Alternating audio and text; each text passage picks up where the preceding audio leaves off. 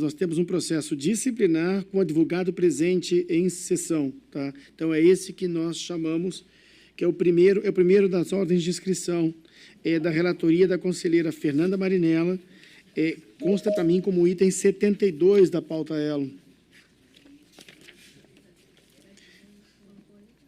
Consta como 72.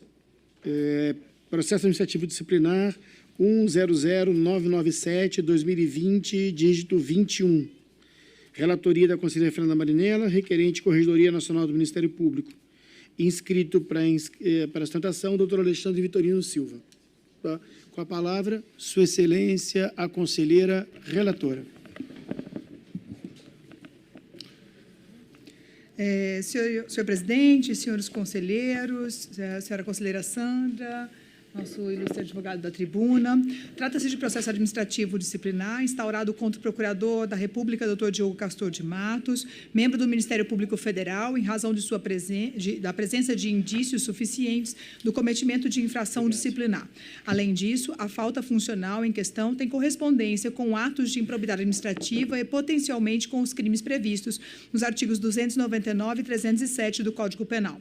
O presente processo administrativo disciplinar foi fundamentado na reclamação disciplinar de número 100579 de 2019, dígito 37, com todos os elementos de informação nesse constantes e que deram origem à respectiva portaria de instauração, portaria número CNP, número 45 de 2020, em que ficou consignadas as seguintes informações. Em março de 2019, com consciência e vontade, Diogo Castor de Matos valeu-se da pessoa interposta e da utilização de dados pessoais de terceiro sem autorização, deste com o intuito de alterar a verdade sobre fato juridicamente relevante, identidade do agente público contratante de peça publicitária sob sua atuação funcional, para a contratação de mídia publicitária de promoção pessoal, sem o conhecimento institucional e em desconformidade com a política de comunicação social do Ministério Público Federal. A conduta realizada implicou ato de improbidade administrativa na modalidade de violação dos princípios da moralidade e da impessoalidade, consistente na propaganda pessoal realizada pelo imputado em razão de seu cargo público, particularmente em face da utilização indevida de dados de terceiro para desvincular da realização e contratação formal da publicidade. A peça publicitária outdoor, contendo imagem de 10 procuradores integrantes da Força Tarefa da Lava Jato de Curitiba, Paraná, era acompanhada do seguinte texto: Bem-vindo à República de Curitiba, terra da Operação Lava Jato. A investigação que mudou o país. Aqui a lei se cumpre. 17 de março. 5 anos de Operação Lava Jato. O Brasil agradece. A instalação ocorreu em terreno da Avenida Rocha Pombo, sentido São José dos Pinhais. Conselheiro, senhor, obrigado por me confundir com o advogado. Sinto elogiado, doutora Marinella. Eu lhe indago se não há elementos sigilosos no caso. Sim. Que precisasse de proteção à intimidade das partes. O processo é sigiloso. Senhor presidente, então deixa eu só fazer uma pergunta, se me permite. Mas depois de pautado. O processo todo é sigiloso ou há dados sigilosos? Porque existe essa diferença. Vou confirmar isso. E podem deixar de ser mencionados as informações isso, a parte sigilosas. Nós já fizemos isso aqui. É só o cuidado com o relatório. Vezes, o cuidado com as informações que eventualmente... Pela ordem, presidente. Se me permite, doutora Fernanda, eu não quis interrompê-la, por isso fiz com que chegasse a notícia indiretamente ao presidente. Eu não quis ser indelicado. Na verdade, doutor Reinaldo, existem questões bastante sensíveis que serão exploradas, inclusive sobre a capacidade de tomada de decisão em face de um quadro psiquiátrico. Então, o caso é bem sensível, ele tramitou de forma sigilosa, inclusive creio que os demais conselheiros até não tenham tido acesso ao processo por conta daquela peculiaridade do sistema Elo que tem sido discutido. Ótimo. A ideia é, se alguém for fazer uso de algum trecho sigiloso, se não há uso do trecho sigiloso no seu voto ou no seu relatório, nós seguimos com a sessão pública. Se Vossa Excelência for fazer uso de algum trecho reservado, aí nós manteremos o sigilo. Essa é a questão, eu teria que referir o laudo psiquiátrico.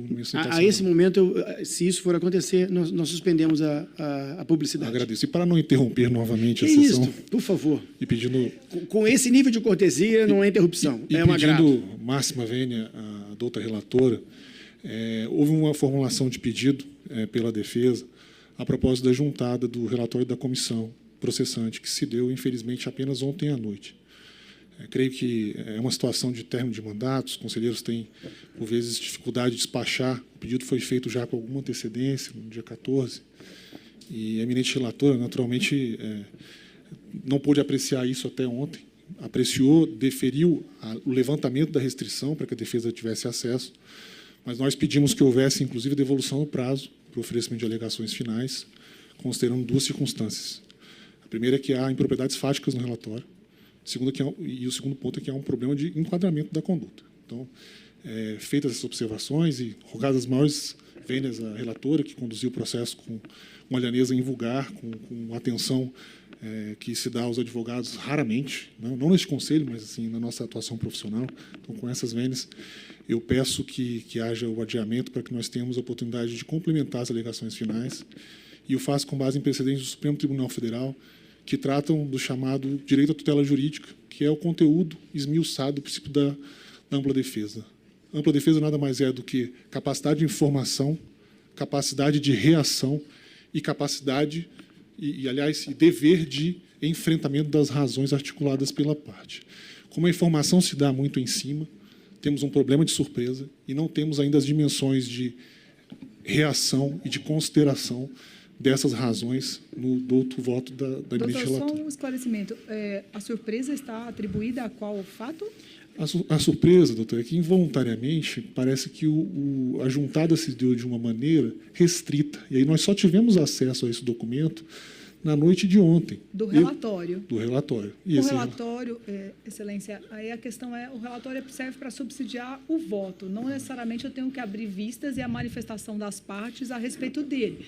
Na verdade, é o relatório da comissão processante que foi juntado para subsidiar o voto. Que poderia, por muitos conselheiros, ser juntado nesse momento da sessão. Doutor Vanella, o advogado já levantou a questão de ordem, já pediu a palavra pela ordem e a senhora já compreende o problema. Sim. Agora a senhora segue normalmente com o seu relatório, o seu voto, e trata desses temas quando entender cabível. Ou seja, no seu relatório, no seu voto, a senhora partilha com o Conselho a sua compreensão acerca desse documento, sobre a relevância desse documento e a ampla defesa, e sobre se há ou não, se a senhora fará uso ou não de informação reservada que imponha sigilo sobre a sessão.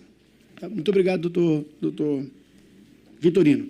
Peço mais uma vez desculpas por interromper o julgamento. Não, o senhor está no exercício do dever de ampla defesa. Não, por favor. À vontade, não há nenhuma. Não se desculpe por isso. É seu dever. Eu lhe recriminaria se não o fizesse em nome do seu constituinte. Tá? Se é que eu posso recriminar um advogado. Doutora, devolvo a palavra à ilustre relatora.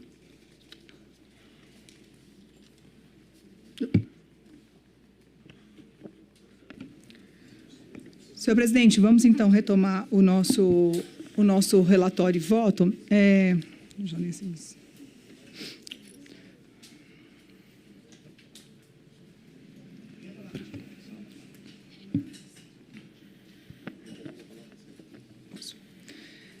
A peça publicitária outdoor, contendo a imagem de 10 procuradores integrantes da Força Tarefa da Lava Jato Curitiba, era acompanhada do seguinte texto, e assim já fiz a leitura do texto.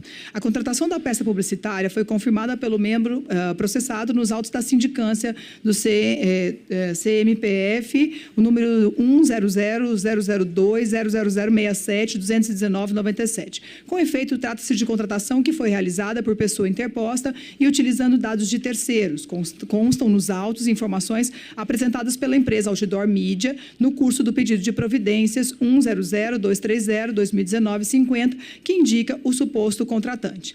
Também nos autos, a apresentação de documentos por parte da representante originária do pedido de providências e da reclamação disciplinar, que revelam que este suposto contratante afirma que seus dados foram utilizados de forma indevida. Tais elementos, de forma efetiva de contratação do outdoor e utilização não autorizada dos dados de terceiro, são importantes na verticalização da apuração disciplinar a ocorrer sobre contraditório e ampla defesa no curso regular do processo administrativo disciplinar. Fride-se que para a deflagração de processo administrativo disciplinar, o requisito regimental é apenas indícios suficientes da materialidade e da autoria. Assim, segue, então, a portaria, que vou deixar de fazer a leitura, porque todos os senhores já têm ciência dela. Realço que a portaria CNMP 45 de 2020 foi publicada por extrato no Diário Oficial CNMP, edição do dia 14/8 de 2020, caderno processual, página 34, Brasília, 14 de agosto de 2020.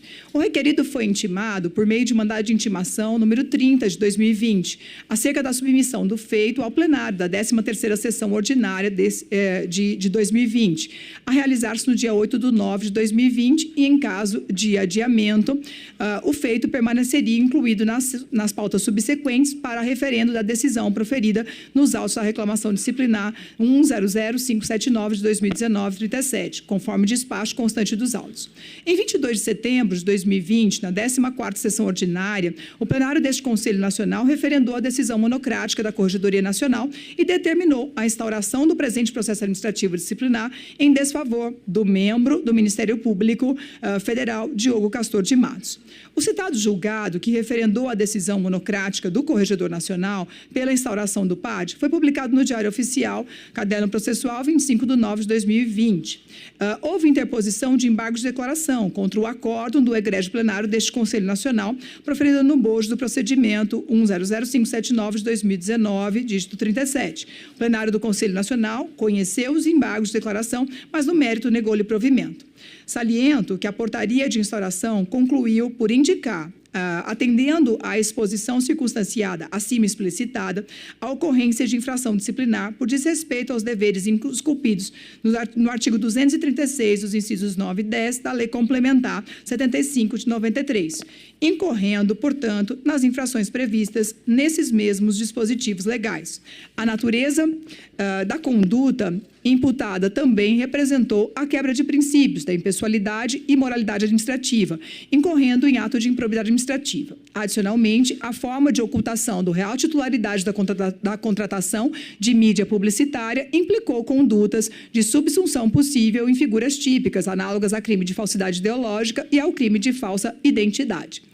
Combinar por um juízo de proporcionalidade em face dos elementos indicados na sindicância de origem, considerando a previsão do artigo 244, com interposição analógica do artigo 240, parágrafo 4º, todos da Lei Complementar 75, a penalidade de suspensão de 90 dias em conversão na penalidade de demissão, que seria decorrente da previsão do artigo 239, inciso 4º, combinado com o artigo 240, inciso 5º-B, também da Lei Complementar 75. A regular instrução iniciou com a abertura do prazo para defesa prévia, oportunidade em que o requerido apresentou pedidos que foram por mim indeferidos, quais sejam: 1. O arquivamento do feito em razão do bis in idem ou da utilização de prova ilícita ou ilegítima para basear a imputação. 2. Ordenada a suspensão do presente feito enquanto tramita a RCE 43090 no STF, que discute justamente o desvio de finalidade da prova utilizada no presente caso, sem a observância dos condicionamentos ditados pela ADPF 572. E 3, franqueada ainda a realização de prova pericial para demonstrar que, ao tempo dos fatos, o requerido sofria de grave quadro depressivo. Afastados os supostos impedimentos para a continuidade do feito, operou-se seu regular prosseguimento.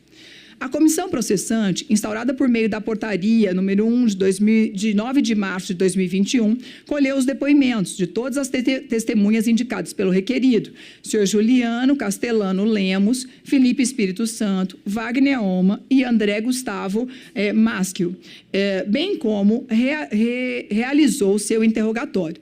Após o interrogatório do requerido, conforme permissivo expresso no artigo 98 do nosso regimento, a defesa postulou a produção de diligências complementares, a quais foram todas deferidas, com exceção do pedido de reconsideração da decisão que indeferiu a produção de prova técnica médica, em que argumentou o requerido que as declarações prestadas pelo psiquiatra Wagner Orman em seu depoimento indicariam com riqueza de detalhes que, ao tempo dos fatos, o requerido experimentou ao menos transtorno emocional e sensível, diminuição de sua capacidade decisória, e não tinha como avaliar a gravidade e as consequências de suas decisões diante de quadro depressivo grave, caracterizado por humor hipotímico, tímico, pensamento de conteúdo negativista, síndrome persecutória, impulsividade e reatividade aumentadas, bem como hipovolia. Nesse contexto, reservei-me para novamente apreciar a necessidade do refazimento da prova pericial pretendida pela defesa em momento posterior, após acostados os documentos referentes às diligências complementares já deferidas. 1. Cópia integral do processo 504-1174-2019, dígito 4047000, ação popular, em que se discute a suposta lesividade ao patrimônio público da divulgação da mídia objeto do processo. Item 2. A Superintendência Regional da Polícia Federal em Curitiba, Paraná, para que o delegado Maurício Moscardi Grilo esclarecesse por certidão em qual procedimento criminal foi tomado o termo de declarações prestado pelo senhor João Carlos Queiroz Barbosa em 11/4/2019 e, em especial, se a colheita do testemunho foi realizada em razão de determinação oriunda do inquérito 4781 do STF. 3. A Corregedoria-Geral do MPF para que remetesse a este Conselho Nacional a cópia integral da sindicância, naquela época sigilosa do MPF, o número 100020067-2019. 4. Cópias dos assentamentos funcionais do Procurador da República, Dr. Diego Castor de Matos, incluindo os registros funcionais de licenças, afastamentos médicos em razão de motivo de saúde. Acostados todas as informações acima descritas, entendi que os elementos advindos aos autos apenas reiteraram o que já havia sido explicitado em outros documentos já existentes e minuciosamente examinados por essa conselheira e pelos membros da comissão processante. Dessa forma, encerrei a instrução do feito diante da prescindibilidade da realização da prova pericial. Com diligência complementar, a defesa pugnou novamente pela realização da perícia por junta médica oficial, pleito que for novamente indeferido de forma devidamente fundamentada. A defesa apresentou alegações finais tempestivamente, ocasião em que apontou questões preliminares, rechaçou as imputações que lhe foram feitas e pugnou pela improcedência total do pedido. Por fim, foram solicitadas informações à 5ª Vara Criminal de Curitiba, tendo a Vossa Excelência Juíza remetido as informações pertinentes e comunicado o encaminhamento dos procedimentos para a Procuradoria-Geral da República, tendo em vista a competência para a continuidade das investigações. Nesse sentido, também solicitei esclarecimentos para a Procuradoria-Geral da República que os encaminhou de pronto. A comissão processante finalizou seu trabalho após análise detalhada dos autos, apresentou relatório conclusivo no sentido de reconhecer a procedência das imputações feitas ao acusado no presente processo administrativo disciplinar, sugerindo, consequentemente, a aplicação da pena de suspensão. É o que importa a relatar, senhores conselheiros, senhor presidente, senhora conselheira Sandra. Sigo, então, para o voto. Cuida-se de processo administrativo disciplinar instaurado contra o Procurador da República, Dr. Diego Castor de Matos, pela Corregedoria Nacional do Ministério Público, com o objetivo de apurar responsabilidade pela suposta prática de infrações disciplinares em razão da divulgação de peça publicitária outdoor, contendo imagem de 10 procuradores integrantes da Força Tarefa de Curitiba, acompanhada do texto que os senhores já o conhecem. Segundo os autos, a instalação ocorreu em terreno da Avenida Rocha Pombo, sentido São José dos Pinhais, Curitiba, no acesso à saída do Aeroporto Internacional Afonso Pena. Antes de apreciar o mérito da presente processo, cumpre-me analisar as questões preliminares suscitadas pelo requerido. Preliminarmente, item 1, da inexistência de ofensa ao princípio ne bis in idem. Afirma o requerido que foi processado pelo mesmo fato perante a Corregedoria Geral do Ministério Público Federal, tendo havido o feito sido arquivado, por entender que houve prescrição da pretensão punitiva disciplinar, que no caso estaria circunscrita, no máximo, à pena de censura. Nesse contexto, aduz a defesa não ser possível que este Conselho Nacional do Ministério Público instaure um novo procedimento administrativo disciplinar pelo mesmo fato, já apurado na Corregedoria Interna do MPF, circunstância indicativa de bis in idem, porque a decisão anterior, proferida no âmbito da Corregedoria Geral do MPF, não foi meramente terminativa, mas definitiva, pois acatou a prescrição prejudicial de mérito. Aduz ainda a defesa que, exaurida a questão no âmbito da fiscalização interna do MPF, que concluiu pela prescrição, quando muito, se houvesse prova nova, poderia este Conselho instaurar, a tempo e modo, procedimento de revisão do processo administrativo e, ainda assim, observado o limite temporal de 1 ano da decisão anteriormente proferida, ditado no artigo 130-A da Lei Fundamental. No entanto, não merece prevalecer tal alegação do requerido, haja vista a legitimidade autônoma e concorrente da Corregedoria Nacional do Ministério Público em caso de divergência de entendimento em relação à atuação da Corregedoria Geral da Origem, conforme dispõe o artigo 79 caput do Regimento Interno deste Conselho Nacional do Ministério Público, aqui transcrevo, artigo 79, bem como o artigo 77 do Regimento. Consoante os dispositivos regimentais explicitados, ao Corregedor Nacional cabe, se assim entender pertinente, instaurar processo administrativo disciplinar, caso haja indícios suficientes de materialidade e autoria, ou seja, o regimento interno deste Conselho é claro ao permitir a atuação concorrente do órgão, caso discorde da decisão exarada na esfera local. Esse é o entendimento consolidado do plenário deste Conselho Nacional, corroborado pela Corte Suprema, no sentido da concorrência da atribuição para providências disciplinares, ou seja, o conhecimento de nova provocação dirigida ao Conselho Nacional do Ministério Público não se constitui em revisão de processo administrativo disciplinar anterior, conforme dispõe a parte final do artigo 130-A, parágrafo 2º, 4º da Constituição da República, mas sim um exame autônomo do caso. Trata-se de prerrogativa regimental conferida ao Corregedor Nacional do Ministério Público, por meio do qual mostra-se perfeitamente cabível a instauração do processo administrativo disciplinar em desfavor do membro requerido, o qual foi regularmente instaurado após referendo do plenário deste Conselho Nacional no dia 22 de setembro de 2020, na 14ª sessão ordinária. Assim, o fato da Corregedoria Geral do Ministério Público ter arquivado o feito administrativo por entender haver prescrição da pretensão punitiva, haja vista a aplicação da pena de censura, não vincula nem impede o enfrentamento da questão pela Corregedoria Nacional por valorar os fatos de maneira diversa, entendendo merecer o requerido uma reprimenda maior. No caso em espécie, a Corregedoria Nacional entendeu que os fatos imputados ao Procurador da República se enquadravam não apenas em faltas disciplinares, mas em tese que configuraria também improbidade administrativa e crime, o que afastaria a prescrição apontada pela Corregedoria Geral do Ministério Público Federal. Outro sim, conforme apontado pela comissão processante, os novos enquadramentos, nada obstante a mesma situação fática, produzem uma capacidade da punição disciplinar apta a atrair até a penalidade de demissão, prevista no artigo 239, inciso 4, combinado com o artigo 240, o 5º-B, da Lei Complementar 75, cuja prescrição é de 4 anos, assim como prevê o artigo 144, terceiro inciso da Lei Complementar, ou, ao menos, a pena de suspensão com prescrição no prazo de 2 anos. Portanto, inexistindo violação ao princípio nebis in idem, rejeito, portanto, essa preliminar. Sigo assim, senhores conselheiros, senhor presidente, a segunda preliminar apontada, da inexistência da ilicitude da prova impulsionadora do feito.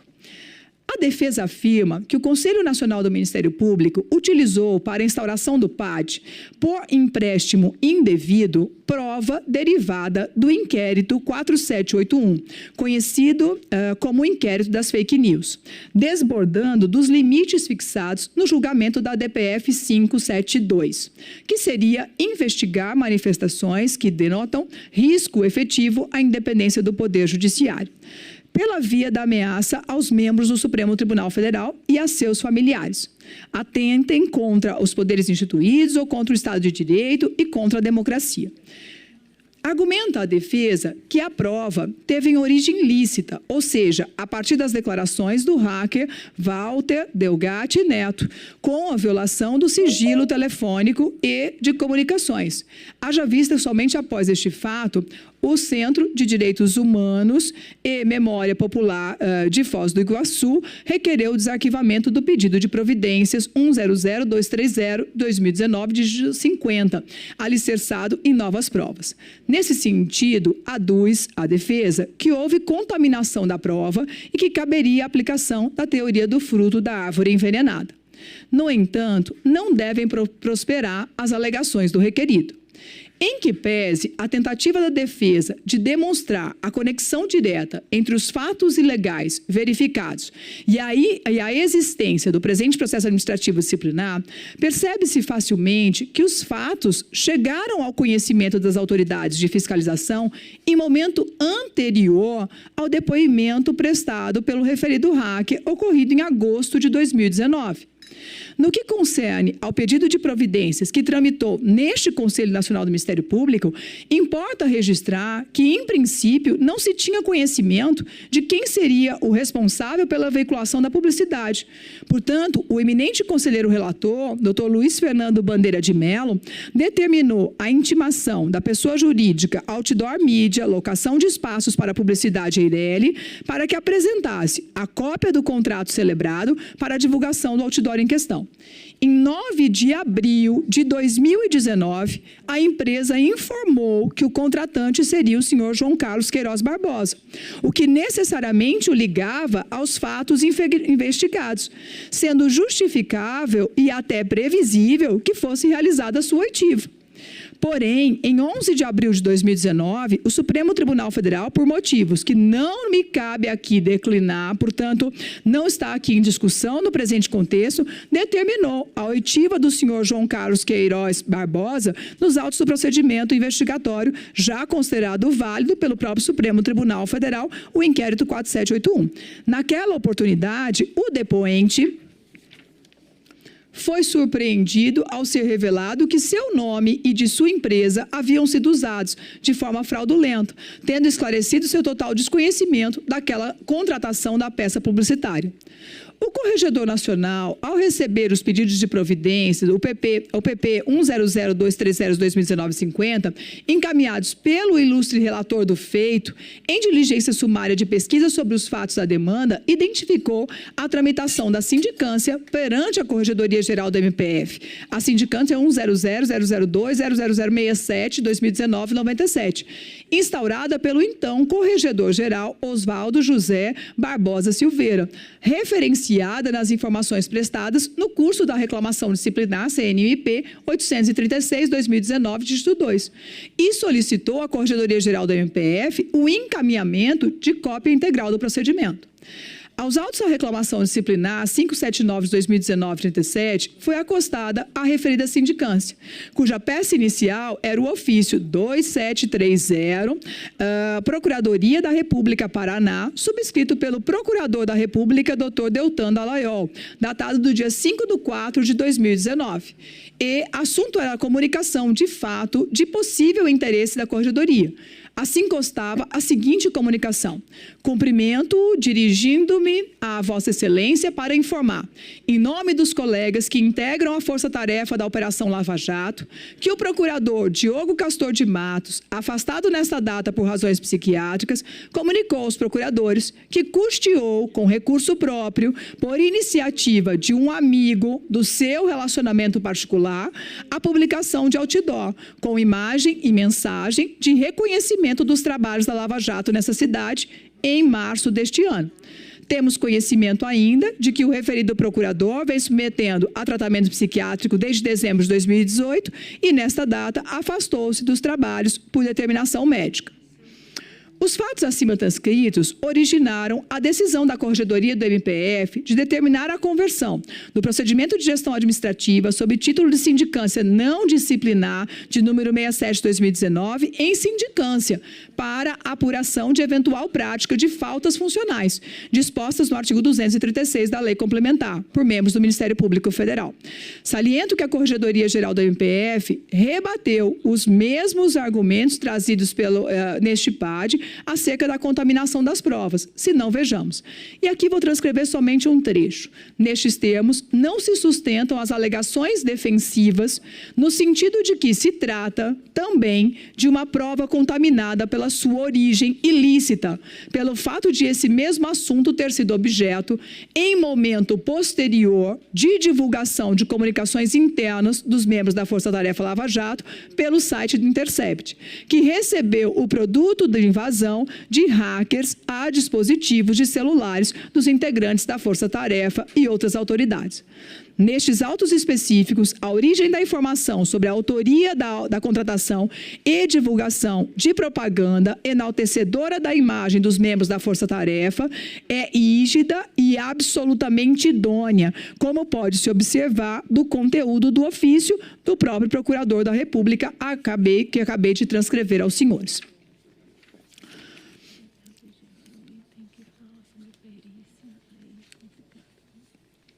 Ademais, conforme apontado pela Corregedoria Nacional em sua decisão, embora o membro reclamado não tenha assumido perante o órgão fiscalizador nacional a contratação do referido outdoor, confessou no curso da sindicância, CMPF número 67/2019, conforme relatório conclusivo.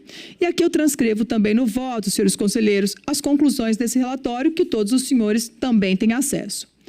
Da mesma forma, durante a instrução do presente PAD, por ocasião do seu interrogatório, o requerido também assumiu a autoria do fato objeto da presente demanda. Nesse contexto, não pode a parte alegar ilicitude de provas que confirmam a própria versão dos fatos, ou seja, a própria parte optou por confessar a autoria dos fatos. Ressalto que as condutas dos agentes públicos devem pautar-se pela transparência e publicidade, não podendo a invocação equivocada de nulidade de provas construir ou instrumento de salvaguarda de práticas ilícitas que permitam a utilização de seus cargos, funções e empregos públicos como verdadeira cláusula de irresponsabilidade por seus atos irregulares. Assim, na presente hipótese, o poder-dever da administração pública teria que necessariamente de ser exercido com os indícios constantes dos autos. Ademais, a confissão é prova autônoma e torna o fato incontroverso.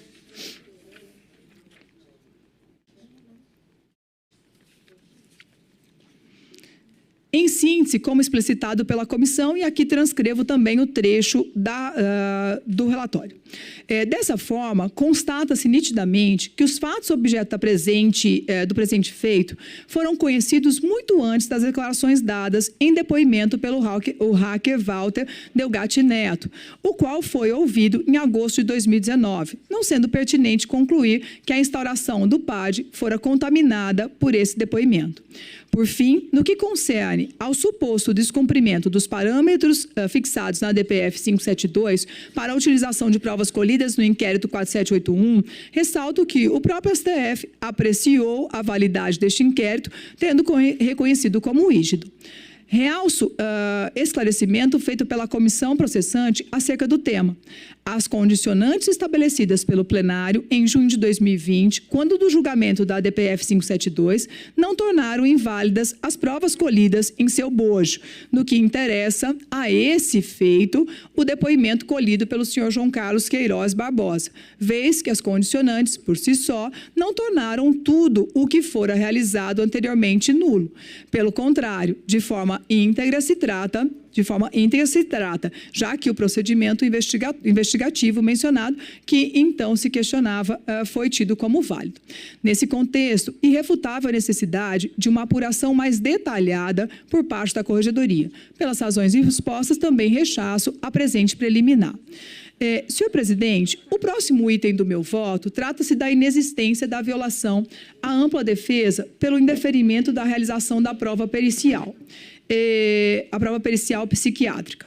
Na verdade, não pretendo entrar nos detalhes no que diz respeito a esses desdobramentos. Todavia, diante das preocupações com relação à própria defesa apresentada, penso que daqui para frente poderíamos fazer o cuidado com relação ao sigilo. Para evitar a exposição, não é esse o meu objetivo é o julgamento do feito. Não vou aqui tratar de relatos no que diz respeito a qualquer exposição, mas, de qualquer maneira, penso que o colegiado poderá se sentir resguardado nesse sentido, e eu também. Senhora relatora, o que eu pondero com Vossa Excelência é de que, para mim, não havia dúvida de que, se o advogado que exerce o dever de defesa se sente constrangido em expor o que deseja expor, e não sabemos o que seja, publicamente, é irrefutável a pretensão do advogado. Com relação a Vossa Excelência, confiamos plenamente no seu julgamento sobre os riscos ou não da exposição do que Vossa Excelência escreveu.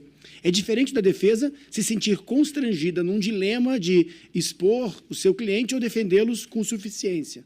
Agora, se Vossa Excelência entende que não há exposição, poderia prosseguir no seu voto. Mas se Vossa Excelência prefere o zelo e a cautela com relação ao seu voto, especialmente porque nessas conjunções que o destino nos coloca, o processo que julgávamos anteriormente era justamente sob exposição.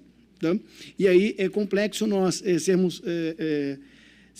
melhor sermos o mais zeloso possível na exposição das pessoas. Então, em observação à preocupação da relatora e do advogado, eu pediria à nossa dileta audiência a cortesia de nos prestigiar com a sua ausência por algo como 15 a 20 minutos, nos quais teremos o encerramento do voto da relatora, a sustentação do advogado e... Pois não? Eu consulto o advogado da parte. Tá? Deixarei ao talante dele essa escolha, doutor Biratã. E diria aos senhores conselheiros que, de qualquer sorte, nós interromperemos a transmissão pela internet, que é o mais explícito de tudo, mas não interromperemos a gravação. Ou seja, não haverá, para fins de publicidade, não haverá todos os links.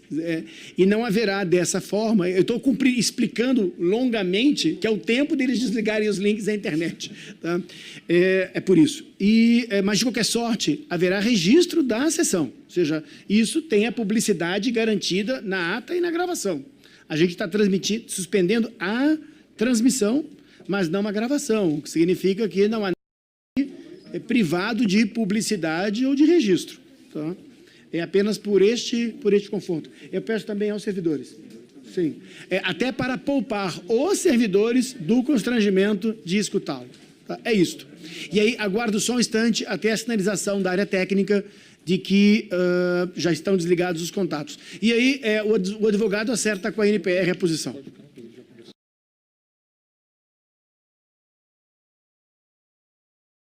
No ar, chamaremos 104 elo.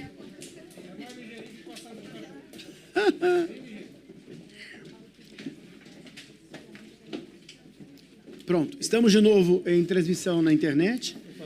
Chamamos aqueles que não nos acompanhavam, não puderam nos acompanhar. O processo que estava em julgamento... No ar, chamaremos 104 elo. Foi encerrado com pedido de vistas. Voltará na próxima sessão. Chama o julgamento da relatoria do conselheiro Rinaldo.